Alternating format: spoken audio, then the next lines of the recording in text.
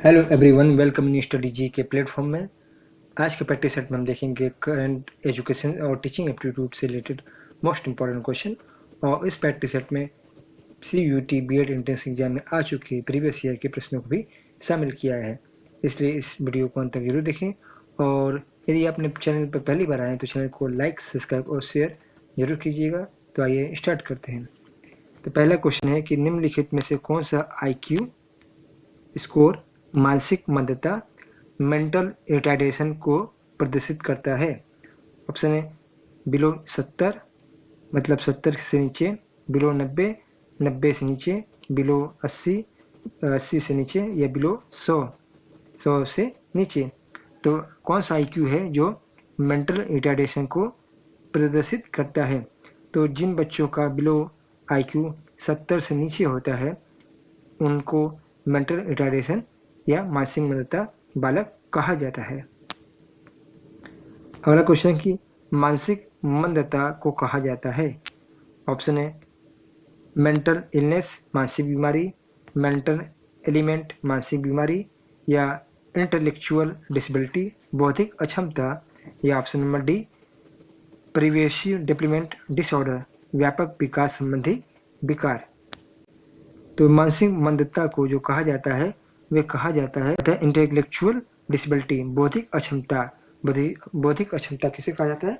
मानसिक मंदता को। अगला क्वेश्चन है छिपे हुए खिलौनों को ढूंढना इसका एक उदाहरण है। ऑप्शन है लैंग्वेज डेवलपमेंट का भाषा विकास, सोशल डेवलपमेंट सामाजिक विकास, मोटर डेवलपमेंट मोटर विकास, या कॉग्निटिव डेवलपमेंट संज्ञानात्मक विकास।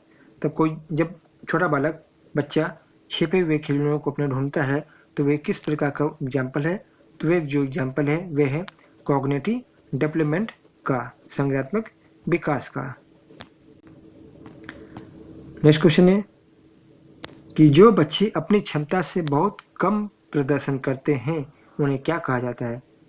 मेंटल रिटायर्ड मानसिक रूप से मंद, अंडर अचीवर उपलब्धि के तहत, या गिफ्टेड चिल्ड्रन प्रतिभाशाली बच्चे, या फिजिकल हैंडीकैप शारीरिक विकलांग।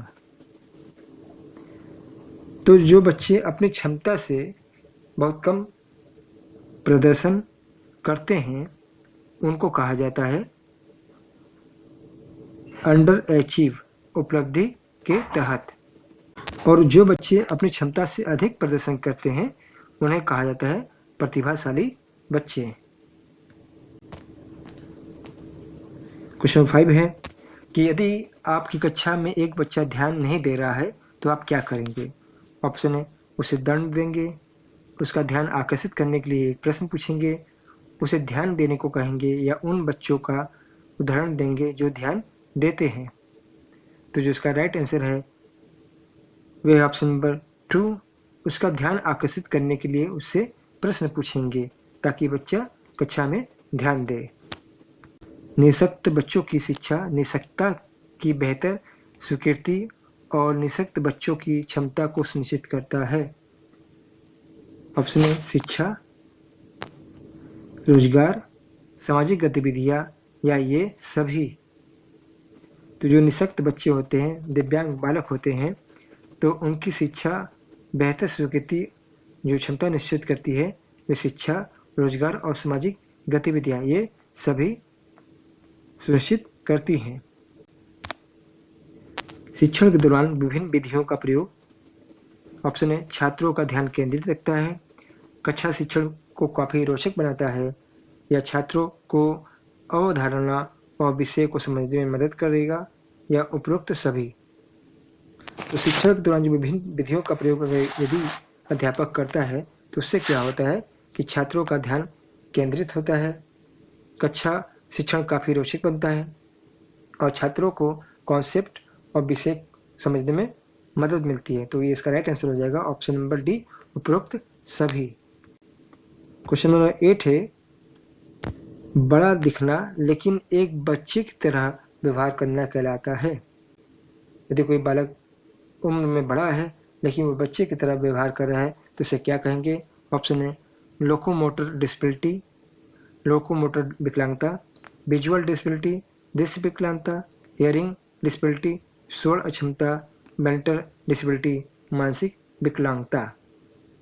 तो इस प्रकार के बच्चों को जो कहा जाएगा वे कहा जाएगा मेंटल डिसेबिलिटी, मानसिक विकलांगता। इसके अंतर्गत क्या होता है, बच्चे की उम्र ज़्यादा होती है लेकिन वह व्यवहार जो होता है वो बच्चे की तरह करता है। और दृष्टि विकलांगता ये अंधे बालक होते हैं, और श्रवण अक्षमता ये गूंगे बालक होते हैं। नेक्स्ट क्वेश्चन है कि निम्नलिखित में से किस कार्य में एक अध्यापक अध्यापिका को अधिक रुचि होनी चाहिए। ऑप्शन है लेख लिखना, टीवी पर मैच देखना, कमजोर विद्यार्थी को स्कूल के बाद पढ़ाना, या चुनाव लड़ना। तो यदि आप एक अध्यापक या अध्यापिका हैं तो आप किस विषय में अधिक रुचि रखते हैं। तो जो इसका राइट आंसर होगा वह होगा ऑप्शन नंबर 3, कमजोर विद्यार्थियों को स्कूल के बाद पढ़ाना। ये एक अध्यापक का रुचि होना चाहिए। अगला क्वेश्चन है कि एक अच्छा शिक्षक होना चाहिए। एक अच्छा शिक्षक कैसा होना चाहिए। साधन संपन्न और निरंकुश, रिसोर्सफुल एंड ऑटोरेक्टिक, या साधन संपन्न, सहभागी, रिसोर्सफुल एंड पार्टिसिपेटिव, साधन संपन्न और आधिकारिक, रिसोर्सफुल एंड ऑथोरिटेटिव, या ऑप्शन नंबर डी है साधन संपन्न, प्रभावशाली, रिसोर्सफुल एंड डोमिनेंट। तो जो इसका एक शिक्षक को जो होना चाहिए वो होना चाहिए साधन संपन्न होना चाहिए। तो साधन संपन्न सभी में है, और इसके साथ उसको जो होना चाहिए वह होना चाहिए सहभागी होना चाहिए। क्या होना चाहिए। क्वेश्चन नंबर 11 है कि निम्नलिखित में से कौन सा गुण एक अच्छे शिक्षक के लिए सबसे आवश्यक है। ऑप्शन है एक विद्वान व्यक्ति होना चाहिए, वह एक अच्छी तरह से तैयार व्यक्ति होना चाहिए, या उसे धैर्य रखना चाहिए, या ऑप्शन नंबर डी है उसे अपने विषय का विशेषज्ञ होना चाहिए। तो एक जो शिक्षक का सबसे अधिक अच्छा गुण होना चाहिए वह होना चाहिए कि उसमें अपने विषय का विशेषज्ञ होना चाहिए। तो इसका सही उत्तर हो जाएगा option number D. Question number 12 है कि निम्नलिखित में से कौन एक अच्छी उपलब्धि परीक्षण की विशेषता नहीं है। ध्यान देखिएगा, नहीं है पूछा है। ऑप्शन है विश्वसनीयता, निष्पक्षता, स्पष्टता, या वैधता। तो यदि आप एक अध्यापक के रूप में एक उपलब्धि परीक्षण या टेस्ट या एग्जाम लेते हैं तो उसमें जो विशेषता नहीं होनी चाहिए वे अस्पष्टता नहीं होनी चाहिए। किसी भी एग्जाम में या टेस्ट में या मूल्यांकन में किसी प्रकार की अस्पष्टता नहीं होनी चाहिए, बल्कि उसमें विश्वसनीयता होनी चाहिए, निष्पक्ष रूप से होना चाहिए, और उसमें वैधता होनी चाहिए। तो इसका सही उत्तर हो जाएगा option number C. Question number 13 है कि निम्नलिखित में से कौन सा अनुमानित सहायता प्रोजेक्टेड एड से संबंधित नहीं है। ऑप्शन है ओवरहेड प्रोजेक्ट, ब्लैक बोर्ड, एपीडियास्कोप, या स्लाइड प्रोजेक्टर। तो जो इसका राइट आंसर है वह है option number B, blackboard. Blackboard अनुमानित सहायता प्रोजेक्ट एड नहीं है। क्वेश्चन नंबर 14 है कि एक शिक्षक सफल हो सकता है यदि वह छात्रों को विषय बेहतर नागरिक बनाने में मदद करे। ऑप्शन नंबर बी है छात्रों को विषय का ज्ञान प्रदान करता हो, या छात्रों को परीक्षा उत्तीर्ण करने के लिए तैयार करता हो, या विषय वस्तु को सुव्यवस्थित तरीके से प्रस्तुत करता हो। तो यदि एक शिक्षक सफल तभी हो सकता है यदि वह विषय वस्तु को सुव्यवस्थित तरीके से प्रस्तुत करे। तो इसका राइट आंसर हो जाएगा option number D. Question number 15 है कि कक्षा संचार होना चाहिए, कक्षा में कम्युनिकेशन किस प्रकार से होना चाहिए। ऑप्शन है शिक्षक केंद्रित, छात्र केंद्रित, सामान्य केंद्रित, या पाठ्य पुस्तक केंद्रित। तो कक्षा में जो संचार होना चाहिए वह हमेशा छात्र केंद्रित होना चाहिए, छात्र को ध्यान में रखकर होना चाहिए। क्वेश्चन नंबर 16 है कि निम्नलिखित में से कौन सा शिक्षण का सर्वोत्तम तरीका है। व्याख्यान विधि, चर्चा विधि, प्रदर्शन विधि, या प्रश्न उत्तर विधि। तो शिक्षण का सबसे अच्छा तरीका जो है वह है प्रदर्शन विधि, क्योंकि प्रदर्शन विधि द्वारा बच्चे अच्छे रोचक तरीके से किसी विषय वस्तु को समझ सकते हैं और टीचर अच्छे तरीके से समझा सकता है। प्रदर्शन में क्या होता है, विषय जो टीचर होता है किसी विषय वस्तु को नाटक द्वारा या टीचिंग एड के द्वारा उसको प्रदर्शित करता है, तो इसे ही प्रदर्शन विधि कहा जाता है। 17 है कि निम्न में से कौन सी एक छोटी शिक्षण स्थिति है? मैक्रो शिक्षण, टीम शिक्षण, सहकारी शिक्षण या सूक्ष्म शिक्षण। तो एक छोटी सी शिक्षण स्थिति जो है वे कहलाती है सूक्ष्म शिक्षण, जिसे माइक्रो टीचिंग कहा जाता है। जब आप बीएड की पढ़ाई करेंगे तो उसमें एक माइक्रो टीचिंग या सूक्ष्म शिक्षण का टॉपिक होता है, जिसमें आप स्कूल में जाकर कुछ समय के लिए माइक्रो टीचिंग करते हैं, तो ये एक छोटी शिक्षण की स्थिति कहलाती है।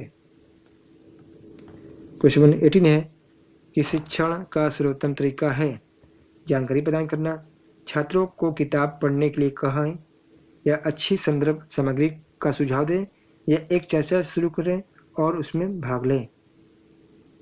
तो एक अच्छी शिक्षण का सबसे सर्वोत्तम तरीका है कि एक चर्चा शुरू करें और उसमें स्वयं भाग लें। क्वेश्चन नंबर 19 है कि कक्षा के भीतर अंतःक्रिया उत्पन्न होनी चाहिए। ऑप्शन है तर्क, जानकारी, विचारों या विवादों का।